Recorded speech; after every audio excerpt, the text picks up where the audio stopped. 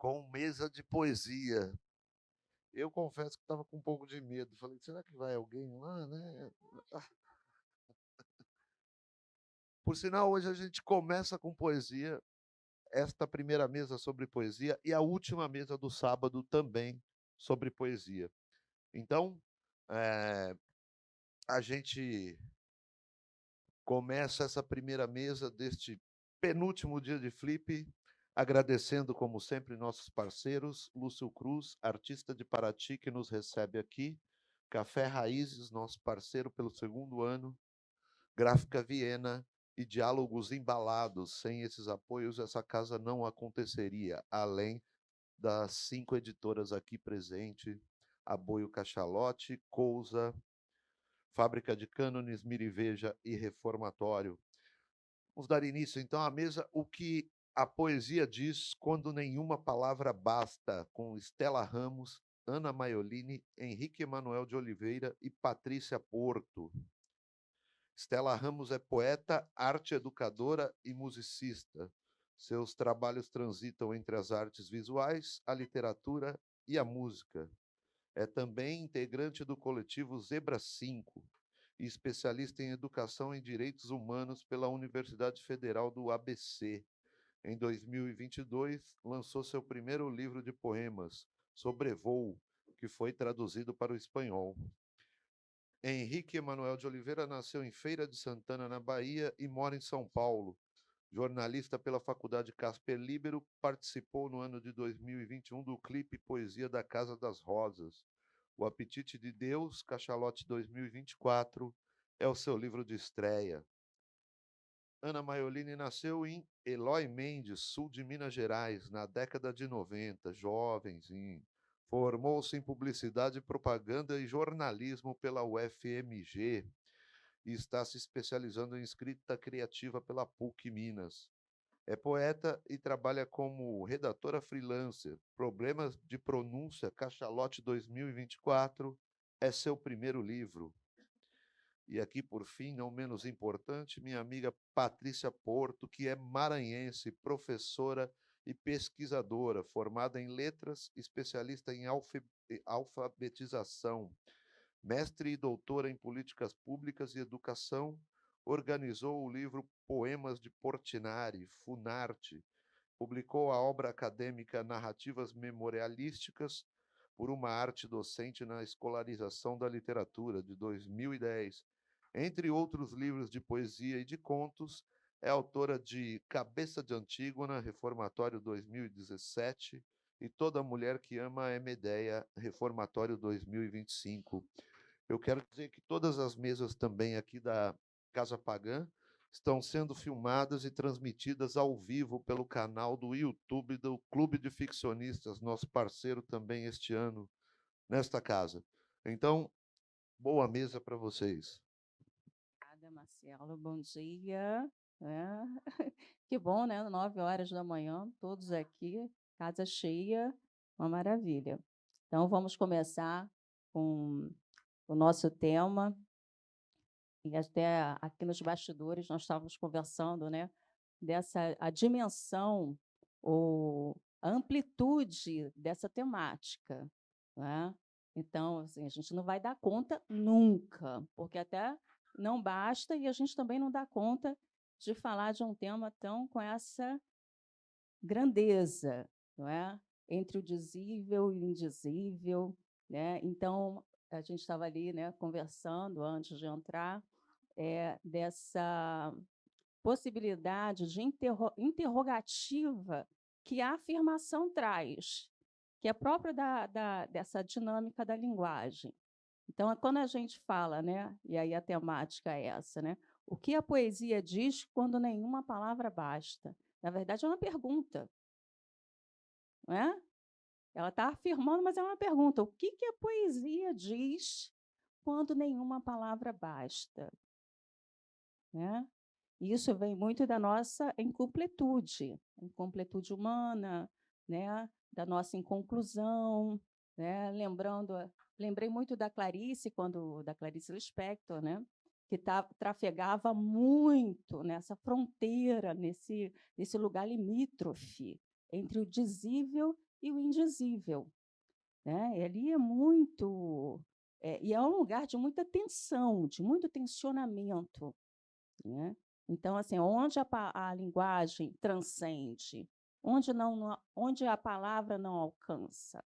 Então, a gente está falando de um lugar a partir do inconsciente, a partir de lugares subterrâneos, lembrando lá o Fernando Pessoa, né? Então, é mais embaixo, é mais a derme, né? Então, não está aqui é profundo.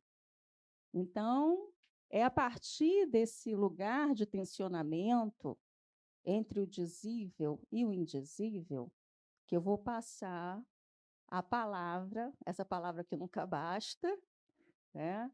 Que aí a gente... lembrei também, né, que a Estela é musicista. Eu lembrei, Estela, quando eu estava vindo para cá, essas coisas da gente andar, né? Andar e ter insights, assim, né? Ficar com a mente atenta. Eu lembrei de um musicista americano, John Cage, não sei se vocês já ouviram falar, que fez uma música, uma provocação, que é uma música chamada 433. Vocês podem procurar depois, quem tiver Spotify, procura no Spotify, John Cage 433, e ouçam, porque são 4 minutos e 33 segundos de silêncio. Então, essa provocação, né, que o John Cage faz em relação à música, que a música realmente é a arte primeira, quando não havia palavra, havia música, e quando não havia a música, sempre existiu, porque os sons vêm antes, né? E aí ele vai falar, não, o silêncio está cheio de quê? O que tem no silêncio? O que a gente ouve quando ouvir o silêncio? Não é? Então, o ruído, né, como a gente pode trazer para a poesia, o ruído da alma, o ruído do trauma. Né? Então, tem traumas que são dizíveis? Não. Tem traumas que a gente nem alcança, a gente nem acessa. Né? Aí a gente vai lá para o nosso inconsciente, a gente não acessa esses traumas. Então, a gente fica com aquela camada do possível, da possibilidade. Né? Então, com essa provocação, que eu vou passar a palavra para vocês, Henrique, Ana, Estela, para que vocês falem, né? A partir do trabalho de vocês, né? Como é que vocês observam isso? Como é que vocês, na verdade, como vocês sentem isso, né? Observar fica mais para o lugar do pesquisador, que a gente é muito observador, mas o poeta é o sentidor, né? Então, e sente a dor até que deveras sente, né? É um fingidor também. Então, como é que vocês lidam com isso, né? Com esse tensionamento? Ou como vocês trafegam nesse lugar, atravessam esse lugar? Do silêncio, dos ruídos, das impossibilidades e das possibilidades que as impossibilidades trazem. Então, vou passar. Podemos começar? Ana, você pode?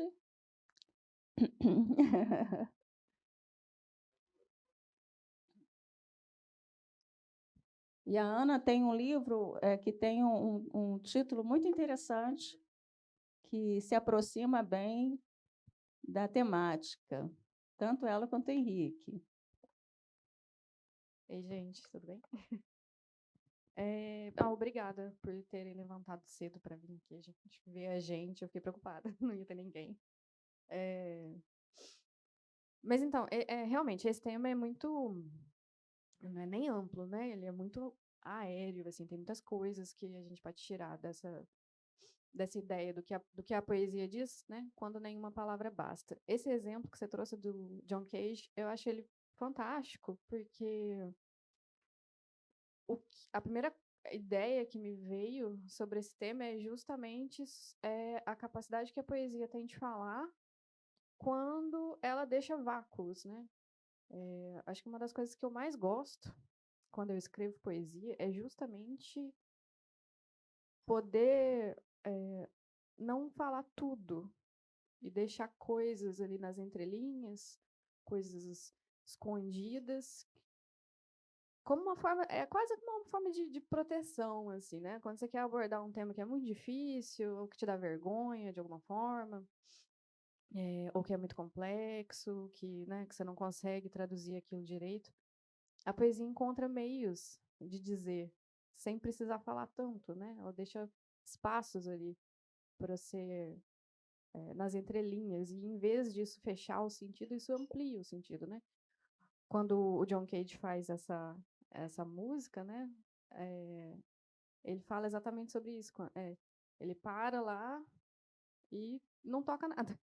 E deixa as pessoas imaginarem. Aí você começa a ter ruído de carro, ruído de pessoas conversando. Então, na verdade, tem muita coisa quando ele não toca, né? Tem muita coisa acontecendo.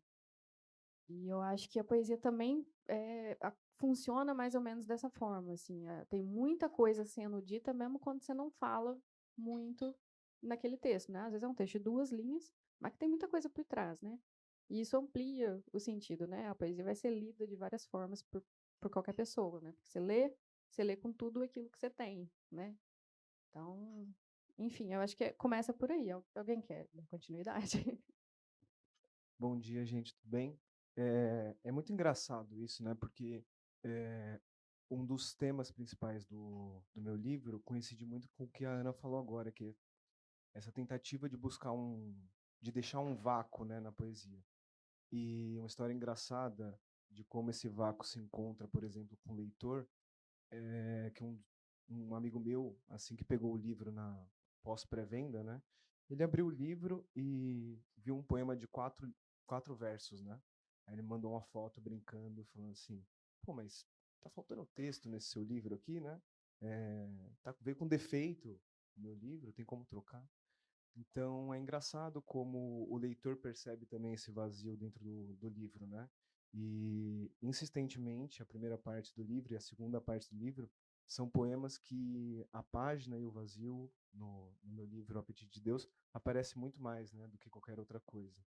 Então o leitor percebe também esse aéreo, esse vácuo, e a poesia tá cumprindo isso, né? De uma maneira que a gente não dimensiona assim. Bom, bom dia.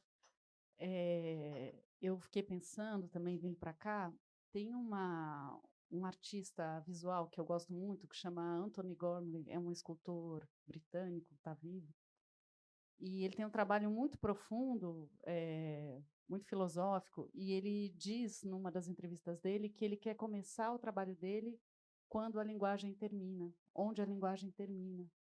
E eu fiquei pensando muito nisso, né? Nesse lugar desse silêncio, desse silenciar. Estou, enfim, aqui irmanada com essa tentativa, que às vezes é voluntária e às vezes a gente nem faz sem perceber, porque a própria palavra e esse jogo com as palavras traz esse espaço para o outro, né? Que eu acho que é sempre muito importante.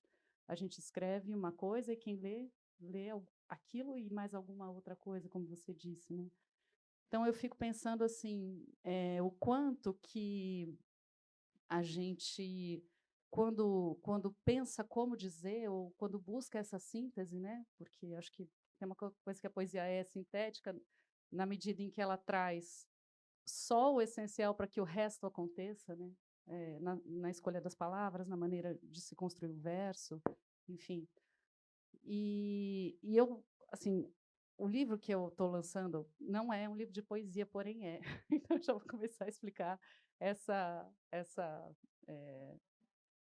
enfim, essa complexidade. Mas tem poesia. Tem, não, ele praticamente só tem, ele é construído, né? A poesia é a matéria-prima para que ele exista, né?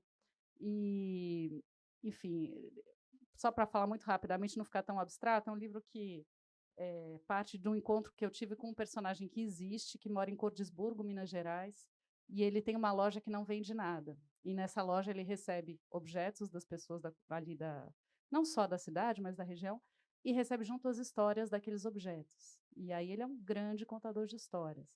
Eu fui lá, eu ouvi as histórias dele e me apropriei delas, reinventei, inventei um pouco, contei algumas, enfim, e pensei em como dizer, né? Porque, enfim. E eu estou contando tudo isso porque no momento do livro, no final, esse personagem, isso é real, né? Não é parte da invenção, aconteceu mesmo. Ele fala muito sobre o silêncio. E é um lugar com tanta coisa que você nunca imagina que aquilo é um lugar silencioso, porque as histórias estão ali o tempo inteiro. E eu digo isso para o leitor. Se tem uma coisa que a escrita tem dificuldade de alcançar, é o silêncio. Então, de alguma maneira, isso também está permeando esse tema, né, como a gente traz o silêncio na escrita, né, também aparece. Então, esse é um tema que me interessa bastante.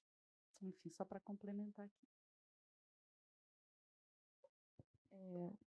Eu queria dizer assim que esses silêncios, né, esses vácuos, assim, a gente tem que ler poesia sempre desconfiando, né? Eu acho que como boa mineira, bem desconfiada, a gente tem que ler poesia, assim como o conto, né, que tem muitas camadas ali escondidas, tem sempre uma história por trás da história. Eu acho que a poesia também traz isso, né, esse jogo de esconder coisas, né? Às vezes parece que foi um erro de impressão, mas não é, né? Tem muita coisa ali por trás que está sendo dita. E eu acho assim, isso parece pouco, mas na verdade amplia muito os sentidos e ela tensiona tanto isso, ela tensiona tanto esse limite do sentido, assim, do que ela está dizendo, que ela amplia as possibilidades ao longo do tempo, assim, daquilo que ainda nem aconteceu, né? Você escreve um poema hoje e você não sabe o que ele vai significar daqui 2 anos, 3 anos. Tem um exemplo que eu gosto muito e que quando você falou do seu livro eu lembrei, porque tem uma poeta mineira, ela se chama Carina S. Gonçalves. E lá para 2020, 2021, eu não tenho certeza que ano que foi, ela lançou um livro que se chama Nada Acontece. E aí nesse livro tem um poeminha, pequenininho também, faltando texto, que é assim, o poema se chama Cadeira. A cadeira é um objeto exemplar. Tome esta cadeira, por exemplo. O poema é isso. E aí os anos passaram, né? Aí a gente chegou no ano passado. E aí a gente teve o fatídico episódio da cadeirada, né, no Marçal. E aí esse poema viralizou, porque a cadeira se tornou outra cadeira, né? Então, assim, eu acho isso muito engraçado na poesia, porque você pode escrever ela hoje, você não tem a menor ideia do que ela vai se tornar daqui 5 anos, né? Pode ser que ela viralize por causa de um episódio como esse. Enfim, eu gosto muito de pensar sobre isso, assim, eu gosto de explorar essas várias funções da poesia. Gosto um pouco de sair assim do cânone e ir um pouco pro mundano mesmo, sabe? Sei lá, a gente pode usar a poesia para muitas coisas, assim, para paquerar, para falar mal das pessoas. Tem muitas funções da poesia, a gente não precisa deixar a poesia só no grande, né? Acho que o meu livro trabalha um pouco com isso, assim. E o que me dá liberdade para escrever é justamente poder usar dos vazios, né? De dizer e não dizer, de falar, ó, leitor, eu estou falando isso aqui, mas você desconfia. Às vezes não é bem isso, né? Então, É muito maluco isso, né? Porque em determinado momento, quando eu decido publicar o livro, depois de leitura crítica, etc., eu fico muito preocupado, né? Eu falo assim, poxa, porque meu livro é, sobretudo, uma história familiar, né? Dividido em 3 partes. A primeira voz é uma voz paterna, a segunda voz é uma voz materna. E eu fico extremamente preocupado de colocar o livro no mundo assim, falar, porra, minha família vai me ler e, nossa, o que eles vão achar Deserdar, né? disso? Exatamente. Não Exatamente, deserdar, né? né? Mas Né? vem aquele sentimento de vergonha, né? Pô, porque enquanto você está escrevendo, você imagina que eles viveram as mesmas coisas que você, né? Ou que observaram as mesmas coisas que você, que vai virar livro ali, que vai virar poema. E é muito engraçado isso, porque nesse campo da ficção que a poesia traz, né, e de um olhar muito específico do poeta sobre a realidade, sobre o cotidiano, ninguém da minha família conseguiu compreender absolutamente nada do que está lá. Assim, e é muito maluco. Meu pai fala assim, pô, bonito o livro, mas não entendi nada. Os amigos, muito bonito o livro, mas não entendi nada. Isso, para mim, é a coisa mais bonita do mundo, assim, resguardar algo que é tão cotidiano para você e para minha família, né? 4 irmãos, assim, que aparentemente era uma coisa muito coletiva, né? Mas foi experienciada só por você, assim. Então, nesse lugar da ficção que a poesia carrega, eu acho que nos dá liberdade para isso também, sabe? Buscar coisas do cotidiano que você achou, supôs, em determinado momento que era uma experiência coletiva, mas não foi, sabe? Você está falando de um lugar da memória, da sua memória individual, singular, que te singulariza, né? Te nomeia no mundo, né? Dentro desse estar no mundo, ser com o mundo. E aí, essa mesma memória singular, ela é também uma memória sem limites, né? Sem fronteiras, porque ela também se transforma numa memória social, numa memória coletiva, né? Então, assim, todo lugar singular é quando a gente fala da questão do regional, né? Aqui nós somos de lugares, né? Eu até brinquei, né? Maranhense, baiano, paulista, mineira, então, assim, lugares do Brasil, né? E o regionalismo, né? Ele acaba sendo mais nosso, né? Baiano e maranhense, né? Parece que o regionalismo ele está para cima, né? Ah, é regionalismo que você faz, né? Eu lembro que um poema lá do Cabeça de Antigo, né? É o nome da minha cidade, da cidade que eu nasci, Tiriricau, né? E aí alguém lendo depois, falou assim, não, mas isso é regionalismo, né? Não deixa de ser. Mas esse regionalismo ele acontece também em quais lugares do mundo? Então, ele tem um atravessamento do universal, né, do humano, que também se torna memória de mundo, né, como você está falando, né? Então, assim, a sua memória, a gente tem que se dar, às vezes, a devida desimportância, né? Para entender que esses lugares são povoados de outros tantos, como a gente rouba as histórias, né? E se apodera delas, toma posse delas, né?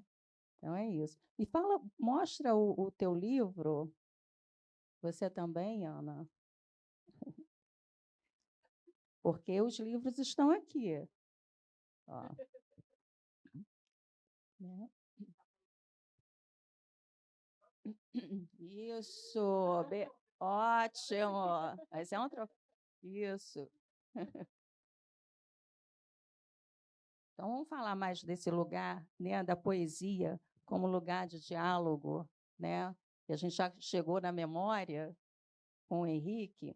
Aí eu trouxe um trecho. Eu estava mexendo ontem nos meus livros, né?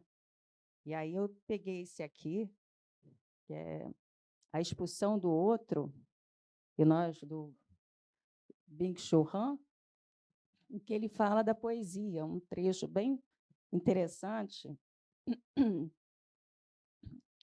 A poesia busca o diálogo com o outro.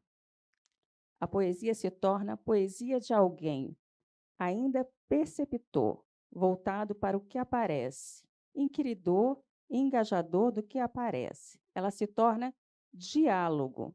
Frequentemente, ela é um diálogo desesperado. A poesia é um acontecimento dialógico. A comunicação atual é extremamente narcisista. Ela ocorre inteiramente sem o tu, sem nenhum clamor pelo outro. Na poesia, em contrapartida, eu e tu se produzem reciprocamente. Só no espaço desse diálogo se constitui o abordado, reunindo-se em torno do eu que nomeia e o aborda. Mas nesse presente, o abordado, e que por meio da nomeação, por assim dizer, devem tu, traz consigo também o seu ser outro. Então, a partir desse lugar de diálogo, volto novamente a palavra para vocês, né? Como é que vocês trabalham essa questão dialógica da poesia?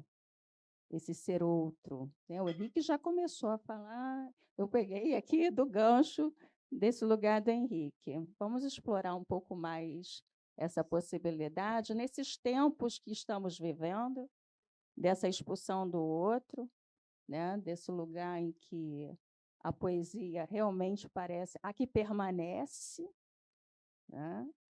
Então, desses narcisismos todos que estão evidentes. Vamos lá? Eu até vou pedir ajuda para o Rafael, porque eu queria lembrar o nome do compositor daquela canção, Certas Canções. Você lembra, Rafa? Do Tuná e do Milton Nascimento, isso. Que fala que tem certas canções que eu ouço que cabem tão dentro de mim que perguntar parece porque não fui eu que fiz, né?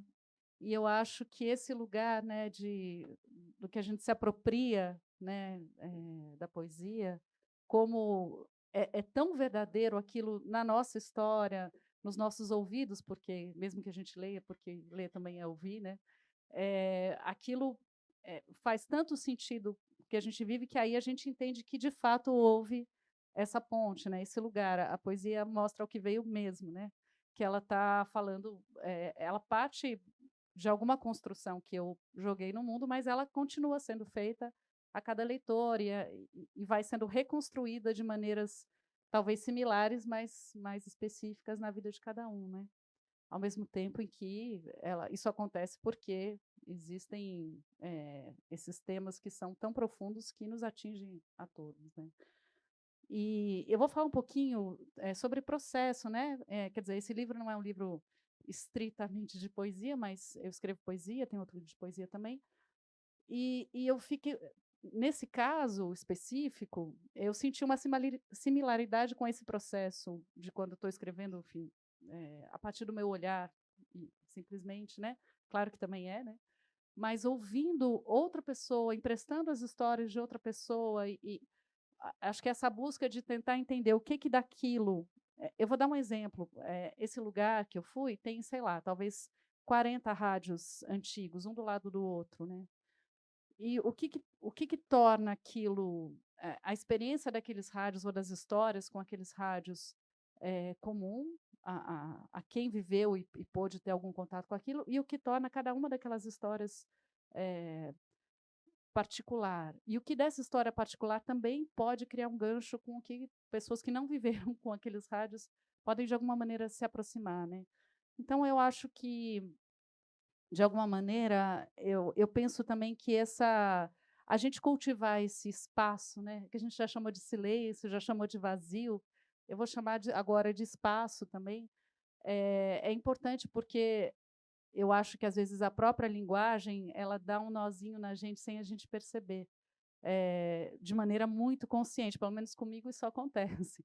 E a própria linguagem vai me dando pistas, e aí eu percebo que eu estou falando de uma outra coisa que não é só aquilo que eu estou falando, né? Vem uma outra coisa. E aí, quando isso acontece, né, eu sinto que ali eu fico atento, falo, opa, aqui tem coisa para investigar.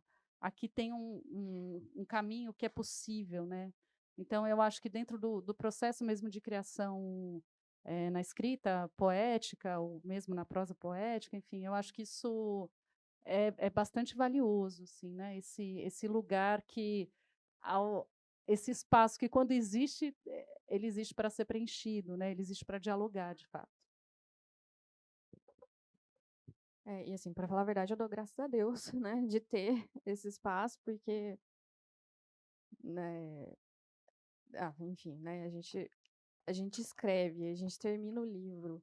Eu não sei se você passou por isso, se vocês passaram por isso, mas dá medo, assim, dá vergonha. Tem dia que eu, né, Tem dia que eu leio e eu falo, ó, que saco, sabe? Nunca mais vou escrever. Aí tem dia que eu gosto, aí tem dia que eu não gosto. Então, assim, que bom que ela deixa espaço, né, para as pessoas interpretarem do jeito delas e ressignificarem aquilo ao longo do tempo, né, até com o passar dos anos, assim, porque não depende só de mim, né? Aí eu divido um pouco essa responsabilidade com quem está lendo. Então é muito bom ter esse espaço. Eu acho que, em partes, é por isso que eu comecei a escrever poesia. Sei lá, eu tentava escrever prosa e, e eu não conseguia, assim, não era uma coisa que eu escrevia, mas não me satisfazia aquilo, não estava feliz escrevendo aquilo. E eu só comecei a escrever poesia depois que eu peguei um texto em prosa e transformei em versos, assim. Eu acho que foi justamente cortando, cortando, tirando coisas que ele fez mais sentido. E parece um paradoxo, né? Mas na verdade não, assim, foi só tirando coisas que eu consegui dizer muito mais do que antes. Para mim isso fez todo sentido, assim. E é isso. É engraçado porque esse lugar de comunicação, essa tentativa de comunicação surge no meu livro já assim de saída, né? Eu entrei no Clipe em 2021 lá na Casa das Rosas e o projeto literário que eu apresentei para entrar era um projeto que dizia muito sobre São Bernardo, né? Minha família é nordestina e a gente fez esse trajeto clássico de morar em São Bernardo, né? E eu queria muito falar sobre a cidade, muito, muito, muito, muito. E aí já no final do clipe, assim, não tinha conseguido desenvolver o projeto, estava muito difícil, né? Nesse lugar de, pô, tudo que eu escrevo fica ruim, eu não gosto, não me sinto feliz com esse momento, né? De falar sobre essa cidade e tal, fazer esse retrato. E aí, um dos últimos módulos, assim, com a Luísa Romão, eu fiz um poema que não tinha nada a ver com São Bernardo, né? E era um poema, meus pais tinham acabado de se aposentar, tinham voltado para Maceió, né, uma cidadezinha, na verdade, perto de Maceió, Paulo Jacinto, 7.000 habitantes. E aí era um exercício, assim, né, que a Luísa Romão propôs para gente, para ser esse poema, que pedia, de certa forma, para você mapear algum momento do seu dia e traçar um olhar para os objetos que aquele momento do seu dia estão compondo ali, né, na cena e tal. E aí eu fiz um poema assim, conversando com meu pai, depois veio um poema conversando com minha mãe, e eu senti esse lugar de comunicação, né? Preciso olhar para esse lugar que está gritando aqui, e aí eu gostei, né? É como se antes de falar da cidade eu precisasse falar ali da minha casa, sabe? Do cotidiano e dessa ilha, assim, desse feudo que é a casa, que é o familiar. Eu acho que nesse sentido os nossos livros se encontram muito, né? Não sei se está baixo aqui. É, eu senti isso lendo seu livro, assim, você fala muito sobre o cotidiano. O cotidiano também é um tema que me pega muito, que eu gosto muito de falar. Enfim, uma outra coisa que me veio aqui na cabeça foi que eu participei da mesa com a Lilian Sais no primeiro dia aqui da Flip, e ela disse ela estava falando sobre o processo dela, né, de como que ela, do gesto fundador da escrita dela. E ela disse que foi no momento que, quando o pai dela estava, a mãe dela, na verdade, estava muito doente, e ela não estava conseguindo expressar aquilo que ela estava sentindo, né? Ela falou essa frase: eu não sei o nome disso que eu estou sentindo. E quando ela pensou sobre isso, falou: gente, eu não sei nomear isso que eu estou sentindo, que foi que ela sentiu a necessidade de escrever sobre aquilo. Falou: cara, eu preciso encontrar uma forma de falar sobre isso, né? E eu acho que essa também é um pouco do que a poesia diz quando nenhuma palavra basta, sabe? Cara, tem coisa que a gente não tem palavra para dizer. Assim, tem coisa que a gente realmente não existe, assim. Não tem coisa que a linguagem não suporta. Então, assim, um pouco do meu livro, eu acho que passa por isso, assim, sobre essa dificuldade de falar sobre coisas que, cara, é muito difícil, né? enfim, tem uma parte do meu livro que eu abordo sobre o toque e a ansiedade, que são coisas que eu convivo há muito tempo. E foi muito aconchegante, assim, conseguir encontrar uma forma de escrever sobre isso, e me sentir acolhida, assim, dentro do texto, sabe? Sem ter vergonha de falar sobre esses temas. Então,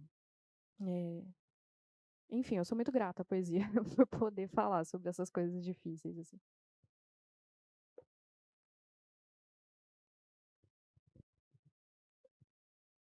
Voltando, né, a esse gesto, né, que nos funda, né? Então, eu também tenho uma história, né, com a poesia, que é desse lugar onde eu não conseguia também nomear, né? E muito cedo, porque eu comecei a escrever com 11 anos de idade. E você falando de ansiedade, né, eu fui uma das, acho que das primeiras crianças na minha região com diagnóstico, né? Então, assim, já toma um rótulo para você, e de dislexia, né? Incrível, né? Então, assim, e aí isso também fez, né? Né, repensar, e ali com 11 anos de idade, né? Para lidar com essa questão de que você está fora da linguagem, você está fora do léxico, você é disléxico, diz não ao léxico. Então, você está fora desse lugar da linguagem. Você é alguém que não vai alcançar esse lugar da linguagem. Né? Então, assim, eu estudava numa escola de freiras, está lá, a Divina Pastora. E a minha avó foi muito bonitinha, foi lá, né? Eu fui criada por avó, por essa avó, e a freira disse para mim, olha, ela não chega no final do ensino fundamental. Ela não consegue escrever nem ler. Então, assim, e nós saímos dali e minha avó comprou 5 cadernos. Esse foi o remédio que eu tomei. Assim, tá? E aquela mulher ali, uma mulher muito pragmática, uma mulher, né, dessa nordestina, né? E nós saímos da escola, já passamos na papelaria, não era nem uma papelaria, era uma coisa que tinha tudo, e ali 5 cadernos. Aí, quando eu cheguei, olha, isso aqui você vai ler, você vai escrever tudo aí. Você vai escrever e vai ler. E dali começou, escrever e ler, com esses 5 cadernos. E ali começou o meu processo fundador da poesia, porque eu comecei a escrever fragmentos. Eu não conseguia escrever as frases, né? Eu tinha realmente uma grande dificuldade com a língua. E eu escrevia aqueles pedaços de texto. E a minha avó ali falou: está ótimo. Tá ótimo isso, continua. E assim nasceu a poesia, pelas mãos da minha avó. E que não, né, não levou tão a sério como nós levamos também hoje nas escolas, né, esses tantos diagnósticos que nossas crianças vêm recebendo, né, de forma assim excessiva até. Mas falando desse lugar, conta também um pouco para a gente, né, Estela, como é que surgiu esse lugar da escrita para você? Ana já começou a falar, Henrique também pode voltar a falar um pouco desse lugar de fundação, né, desse processo, onde é que começa esse germen da escrita, esse grão ali inicial, né, esse lugar de desejo, né, do desejo inicial. Como é que se dá isso, né, o fogo primário? Né? Pergunta difícil, mas fácil ao mesmo tempo. Eu sinto que é uma coisa que sempre existiu. Assim, eu sinto que tem lugares em que eu demorei talvez a assumir, né, para fora, mas são lugares que sempre me interessaram. Eu aprendi a ler muito cedo, vendo gibi, enfim, aprendi a ler. Então a leitura foi em primeiro lugar, que eu descobri, que eu falei: "Meu Deus", né. E, de maneira geral, acho que, enfim, eu tenho essa atuação em diversas linguagens, né, tanto na música, quanto nas artes visuais, quanto na escrita. Eu acho que esse lugar de construir maneiras de dizer o que não se diz, talvez seja isso que de fato me imobilize, né, desde sempre. Eu sempre escrevi, mas, demorei para inclusive dizer que eu sou escritora, ou que eu sou poeta, foi um processo, né, isso que vocês falaram, né, sobre o livro terminou e às vezes a gente lê e fala: "Ai, por que mesmo que eu entrei nessa? Por que que eu resolvi publicar?" E no outro dia você lê de novo e faz mais sentido, e no outro dia você lê e fala: "Nossa", fora que a tarefa terminar o livro é outra discussão, né, quando é que, enfim, você põe ali aquela régua. No caso, eu agradeço ao meu editor, João, maravilhoso, que me ajudou muito com essa régua. Tipo, chega, chega, agora acabou. Mas eu acho que esse lugar de pensar como dizer, seja essa, esse dizer pela construção das palavras na escrita, seja pela construção melódica ou visual, eu acho que isso sempre me interessou. E aí eu demorei muito para entender que é tudo parte da mesma coisa, eu achava só que eu era uma pessoa estranha que tinha muitos interesses e que isso não era uma coisa que devia ser muito boa, porque a especialização, né, é uma coisa que aí eu comecei a entender que uma coisa dialogava com a outra diretamente, e isso me colocou num lugar, eh, mais inteiro na criação mesmo. Então eh, eu acho que a leitura e a escrita são as primeiras coisas que eu consigo imaginar como o que está em casa, assim, sabe? Construir a minha casa, o meu lugar de ser, o meu jeito de ser no mundo. Então eu acho que isso, apesar da música ser também muito intensa na minha vida e tudo, mas eu acho que a escrita é o primeiro lugar para mim. A leitura e a escrita, né? Para mim elas vieram juntas, assim. Acho que não enfim, eu acho que não tem como você ser um escritor que não lê, né, acho que, eh, a coisa mais a coisa que eu acho mais gostosa, assim, é quando eu leio um livro que me dá vontade de escrever, ou então quando eu escuto uma pessoa falando que me dá vontade de escrever. E eu gostaria de ser essa pessoa para as pessoas, assim, eh, escrever coisas que dão vontade de escrever. Eh, enfim, será que a gente leu alguma coisa? Né, não sei, vocês querem ouvir alguma coisa do que a gente escreveu? Pra fazer uma propaganda aqui, né. Eh, você quer começar? Então tá, espera aí.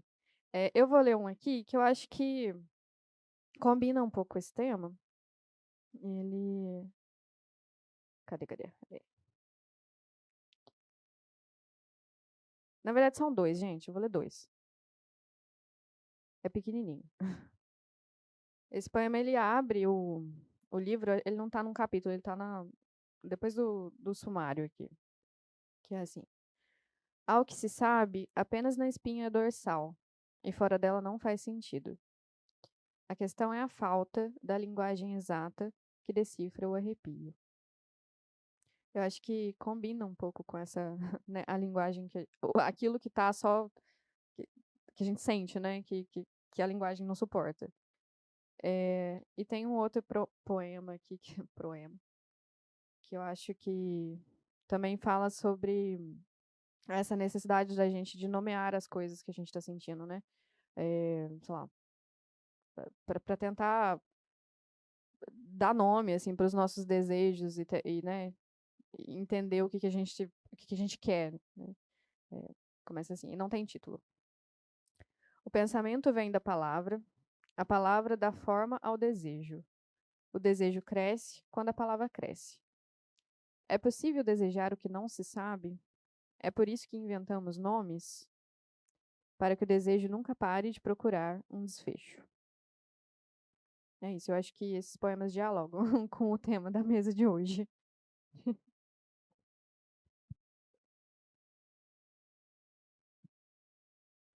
Bom, eu vou ler um poema que fecha a segunda voz do livro, que é consequentemente também a segunda parte, e ele se chama Aleijamentos da Mãe. Aleijamentos da Mãe. À tarde amparada nas pedras do rio Paraguaçu, com carinho das fateiras, remexendo o bucho dos bois, você me conta, minha mãe. Me conta sobre o tempo, como se ficasse de tocaia frente aos acontecimentos. A mama amputada, que ainda persiste, na forma do susto. O antigo tapete de couro, inútil em disfarçar o esquadro torto da casa. Um fogão com 6 bocas, sempre pequeno, para a fome de tantas mãos. Eu sei, minha mãe, crescer no mundo é como se aleijar. Bom, muito lindo. O meu eu vou ler um trechinho, né? Porque, como eu disse, é prosa. Eu vou ler só o comecinho. É uma história que fala sobre uma rua que mudou de lugar. É uma história muito curiosa. Então começa assim: acordar, abrir as janelas do corpo. Os timbres do mundo lentamente recompõem o equilíbrio entre o que é som e o que é ouvir, ver e enxergar. O movimento de esticar recria joelhos e cotovelos. Lentamente se lembra de que tem um peito do pé, quiçá 2 deles, uma curva entre o que o teto e o chão veem quando estamos deitados. Espreguiçar é firmar mais uma vez os nomes de que somos feitos. A linha sentir, pensar e mover, reunidos mais uma vez como um conjunto presente. Recomposto o corpo, é hora de espreguiçar a casa. As janelas se esticam para o mundo, misturando dentro e fora, rompendo a membrana da intimidade.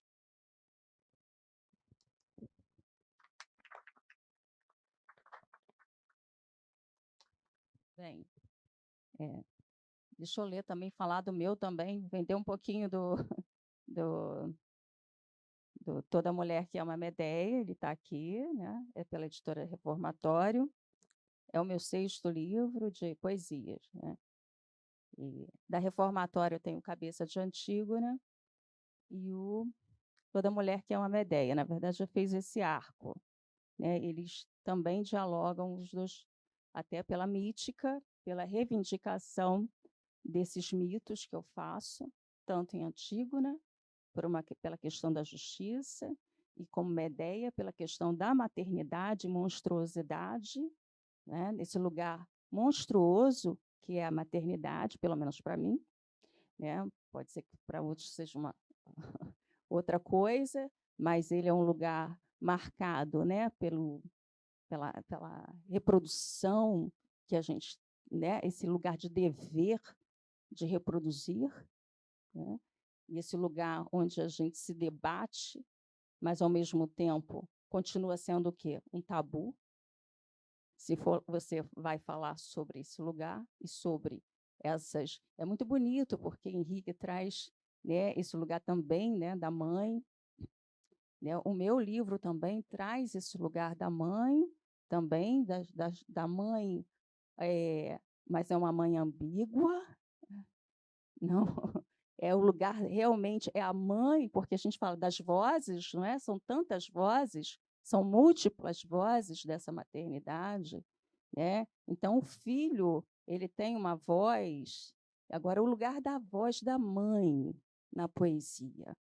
Eu achava muito que estava faltando o lugar da voz da mãe, né? Então, a gente está sempre, e sempre essa mãe, muitas vezes, ela é o lugar onde nós idealizamos essa mãe, né?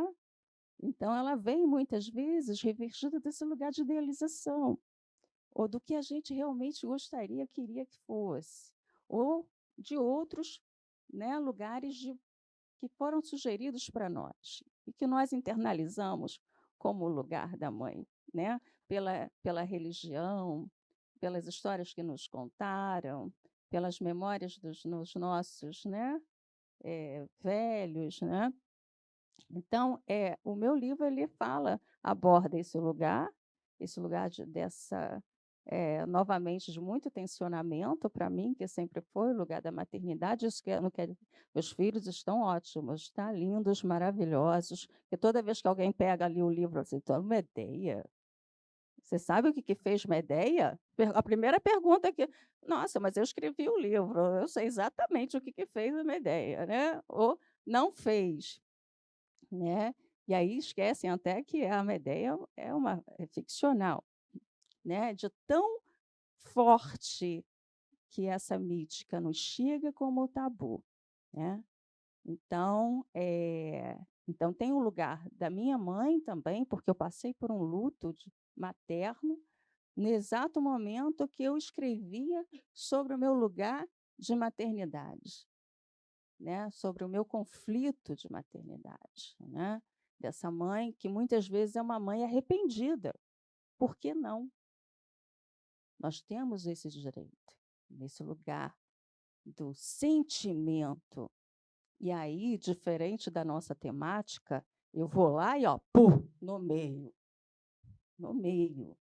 reivindico, entendeu? Então, assim, até porque eu falei assim, eu estou no outro lugar, porque eu estou ali batendo, estou reivindicando e estou nomeando. Eu quero esse lugar de nomear essas coisas, né? Eu quero estar nesse lugar que também é tão negado para nós mulheres, de nomear o que nós realmente sentimos.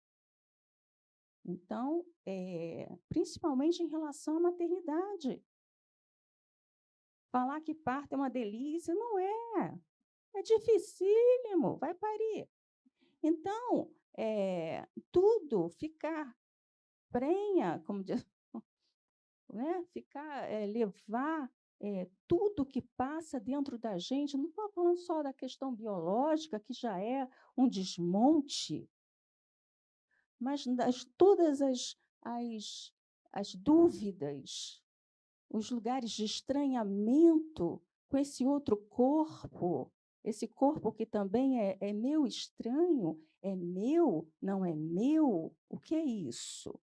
Não é? Então, assim, eu busquei nesse livro justamente o contrário do nosso tema, fazendo um antitema. Eu busquei nomear esses lugares, eu busquei dizer desses lugares, né? Então, assim, são todos poemas muito longos. Vou deixar que vocês tenham curiosidade, vejam lá. Vou passar, porque já está o nosso tempo terminando aqui. Vou abrir também um pouquinho, né, uns 10 minutinhos, para quem quiser fazer perguntas, né, para Henrique, Ana, Estela, para mim também pode fazer, né? E aí peço para vocês terminarem falando dos próximos projetos, o que vocês pretendem, né, daqui para frente, o lugar da poesia, esse lugar da poesia para vocês, quais são os planos daí para frente?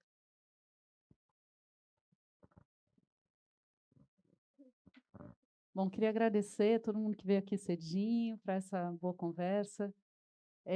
Bom, eu acabei de lançar esse, né? Foi um processo longo, mas eu estou escrevendo já um próximo, e eu vou falar para vocês uma coisa que eu não sei se eu devia falar nessa mesa, mas eu acho que a verdade é sempre bom a gente dizer, né? Eu estou, de alguma maneira, um pouco apaixonada pela prosa, e isso é uma coisa que eu achei que sempre ia escrever poesia e poesia, poesia. Então, eu confesso que, quando eu publiquei esse, quando a gente lançou, agora, comecinho do mês, eu já estou com esse próximo de poesia já encaminhado, já tem bastante coisa, mas é isso, né? Um processo, em algum momento ele vai fechar. Mas eu fiquei com muita vontade também de investigar esse lugar onde a prosa e a poesia se encontram, né? Então, é isso. Vamos ver o que vai acontecer. Está cedo ainda para dizer no processo, mas é isso. Eu estou bem, por enquanto, ainda investigando o que é esse diálogo com o leitor, né? Porque ele acabou de sair o livro, então estou num momento que eu acho muito gostoso, que é ouvir o que as pessoas sentiram, pensaram, como que elas leram o que eu escrevi, que é completamente diferente do que eu leio, né? A minha voz ouvindo o que eu mesmo escrevi, a voz de outra pessoa. Então, é isso. Estou nesse momento de recolher as outras leituras para esse livro. Mas a gente está sempre escrevendo, né? Então, vamos ver o que o futuro vai trazer. Muito obrigada. Eu acho que a gente tem que se libertar dessa questão de gênero mesmo, sabe? Em vários sentidos. Mas eu acho que você falou sobre, né, querer escrever prosa. A gente tem que escrever onde está o desejo, né? Acho que onde está o nosso desejo de escrever, a gente vai, escreve e depois a gente pensa. Porque escrever e publicar são coisas diferentes, né? Então, enfim, gente, eu queria agradecer também. Eu não imaginava que ia ter tanta gente. 9 horas da manhã do sábado. Então, muito obrigada. Eu não tenho nada previsto para publicar, não. Além desse, que saiu né, há alguns meses. Mas, assim, estou escrevendo. Então, quem sabe, né? Estamos aí para isso. Por enquanto, eu estou poeta. Vamos ver o que vem pela frente. Ainda não me apaixonei muito pela prosa, não. Apesar de gostar de ler prosa, eu estou mais da poesia, por enquanto. Mas vamos ver, né? Onde o desejo levar, a gente vai. E aí, vamos indo. Queria agradecer também todo mundo que veio. Veio um pessoal aí da casa que eu estou hospedado, por isso fez um volume legal. Nossa, palmas para eles, por favor, gente.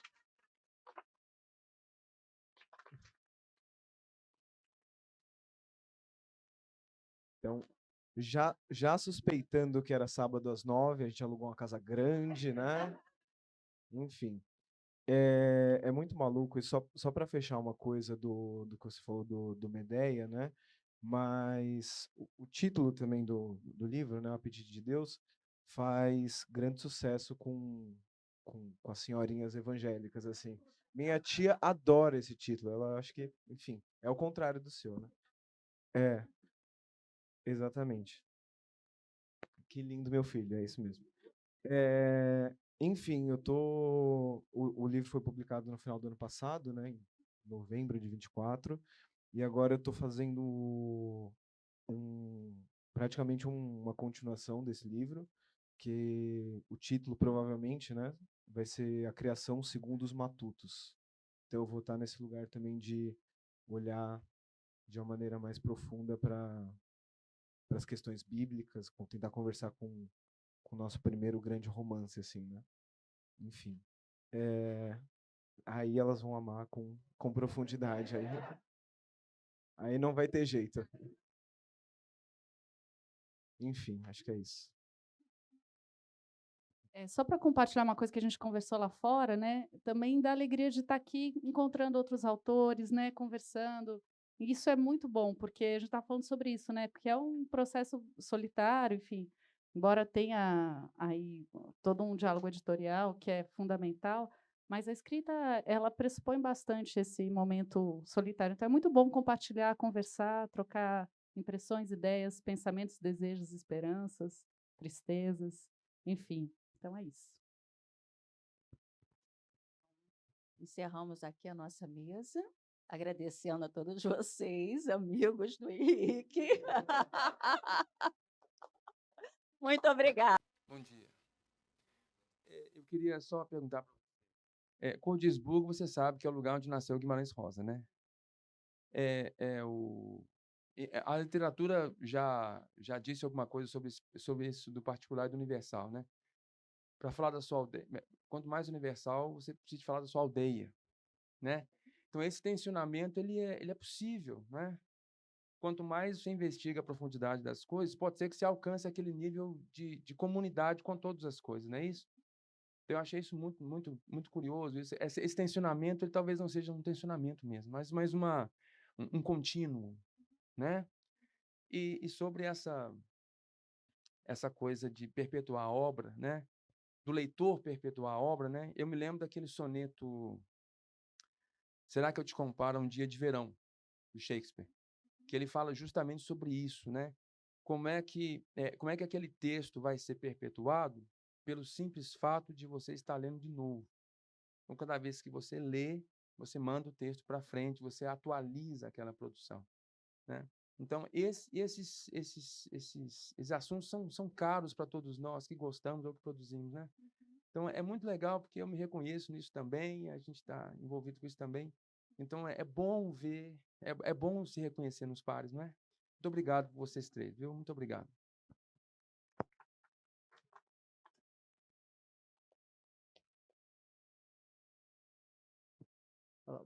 Obrigado pelo diálogo. Falando do diálogo, da poesia e diálogo, né, uma das dos temas, se falou bastante de que maneira o poeta utiliza da poesia, talvez para se dizer alguma coisa para o mundo, mas eu queria que vocês falassem um pouquinho de que maneira a poesia funciona para quando vocês sentem que o mundo quer falar alguma coisa para vocês e não tem uma palavra que encaixe aí.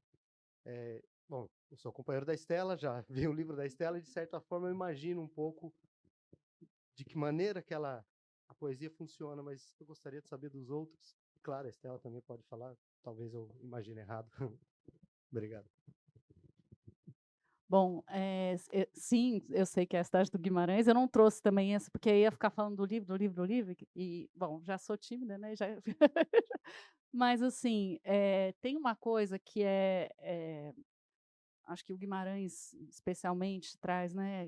O quanto aquela coisa que é super específica de uma região, de uma linguagem, de um jeito de falar, do som que a gente ouve ou não ouve, depende se você já ouviu mesmo, se você só está lendo, né? A primeira leitura e depois uma leitura depois de Acordisburgo, como as coisas também se transformam. Só para aproveitar e fazer esse convite para quem puder, tem um grupo de contadores de história em Cordisburgo, os Miguelins, e eles contando Guimarães é uma coisa de louco, porque você lê pela primeira vez, mesmo que você já tenha lido, só que você está ouvindo em vez de ler. É maravilhoso. E esse encontro, né? Enfim, recomendo. Se vocês puderem, vão lá em Cordisburgo e conheçam Brasinha, que é o personagem que inspirou esse livro também. Eu acho que bom, eu concordo com você. Eu vou aqui dizer que sim, eu acho que é muito bom a gente poder compartilhar isso, né, encontrar pares e pensar sobre isso. E eu acho que, voltando ao processo da escrita, né, como a gente falou aqui, eu acho que tem momentos em que você sabe que ainda não está pronto, porque ele ainda não está conversando. Aí você volta, e volta, e volta, e volta, até que ele fale por si, né? Então, eu acho que enfim, tem a ver com esse processo de escrita. E sobre a leitura de mundo, né, vou evocar aqui o Paulo Freire, né, é impossível não entender isso, né, que a leitura do mundo é o que é a nossa leitura, no fim das contas. Eu acho que, não sei, eu acho que para mim funciona como, me pensando assim, como poeta e como artista, né? Porque essa palavra também é uma palavra gigante, né? Que dá um medo de assumir, né? Falar sou artista, mas sim, eu não tenho outra coisa que eu saiba fazer, então é isso aí, gente, né? Os meus caminhos estão aí mesmo. E eu acho que tá com os ouvidos abertos de alguma maneira. Acho que isso é entender o que o mundo está dizendo, que é entender agora, que é daqui a 10 anos para quem lê isso. E aí a gente volta para o Shakespeare e para essa coisa de colocar o trabalho para frente, né? Não vou roubar muito tempo aqui, mas acho que é mais ou menos isso. É, é. A Adélia Prado fala numa entrevista que ela escreve porque ela acha a vida muito esquisita, né? Esquisitíssima, assim, você tá vivo. Eu acho que não tem outra forma de escrever sem ser interpelado, assim, pelo mundo, pela vida, né? E, assim, eu não vou saber dizer quem disse isso, gente. Vocês me desculpem. Mas eu li, assim, vou parafrasear porque eu não lembro direito.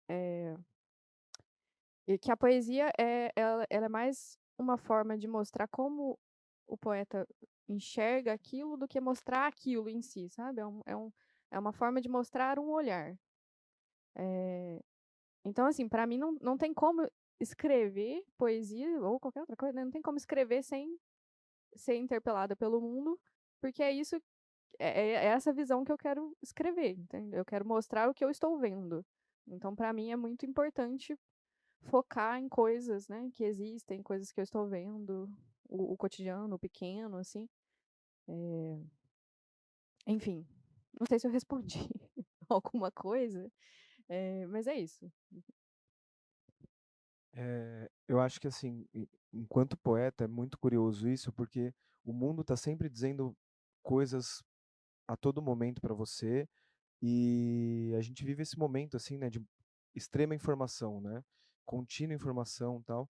E eu acho que é um lugar assim de escolha poética muito interessante. Conheço o livro da Ana também, ela também trabalha isso, que é uma similaridade entre nossos livros, que é diante de coisas muito grandes que acontecem, e coisas muito, de fato, megalomaníacas, né, assim, escolher falar sobre visões que são muito ordinárias, assim, né? Então, falar sobre o capim, falar sobre porque no fundo a gente veio desse lugar também ordinário, né? Então, diante da comunicação que o mundo tenta impor, assim, ao poeta, eu acho que esse lugar é um lugar que eu vejo como muito interessante, assim, para continuar explorando, né? Olhar para as coisas que são realmente pequenas, cotidianas e que podem, de certa forma, numa mudança de entonação da voz, num trejeito vocal, dizer muito mais do que qualquer outra coisa de um discurso padronizado, produzido, político. Não estou falando que não seja importante, né? Mas isso está em outro lugar, assim. Não no que eu vejo como um papel pro poeta, enfim.